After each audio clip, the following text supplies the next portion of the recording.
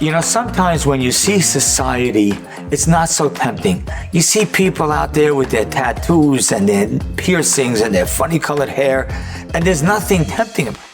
But then you'll see someone within our own communities, and you'll see a couple walking in the street, and everything looks perfect. Mother, father with a little baby in the carriage, and you're like, wow, I wish I had that. I want to give you a little lesson when you find yourself having those thoughts. When I was a little boy, maybe 15 years old, my parents took me to a children's museum in Staten Island. I don't remember, I just remember pulling up on a winter Sunday. It was Shabbos Chanukah. And the museum had an exhibit that I don't think I'll ever forget. They showed you different parts of media. And then they wanted to show you how the power that media has. And they showed you on a screen a scene. A man was walking, a white man walking with a designer suit, designer shoes, groomed hair, and attaché case. He's walking on the sidewalk, parked cars on the left, and a house on the right. And as he's walking, minding his own business, out from behind the parked cars comes an African-American man who jumps the white man and shoves him against the wall. It's so clear that you're seeing a mugging. Then they show you the exact same scene again. Man walking on the sidewalk, white man, designer shoes, designer suit, groomed hair, attaché case, walking on the sidewalk.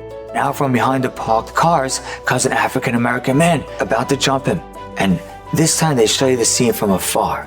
And you see that on top of the house where the white man was walking past, there was a boulder of bricks that was rolling off the roof about to hit the white man to kill him.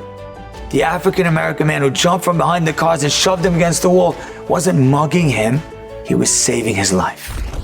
I want to tell you something that comes from a lot of experience. When you see a scene, you don't always know what you're seeing. Sometimes you see a couple and you're like, wow, their life looks magnificent, and they're frum, and they're erlich, and they're dressing modest, so it's like, it looks even more innocent to you. Don't ever get fooled. You never know what they're dealing with. You never know what it is. I would tell you from experience of being a Rav for over 20 years, I can't tell you how many couples have sat in front of me that seemed perfect. Their life seemed unbelievable, and their life was such a struggle.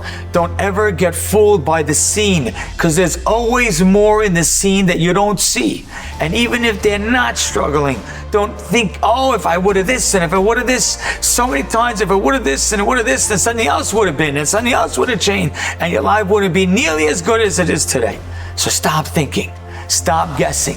Because when you think that you're using your imagination and you say to yourself, if everything in my life was the same, but if I flip this one thing, everything would be perfect, your mind is lying to you. So don't get fooled from scenes that you see within our own community, scenes that you think you know what you're looking at.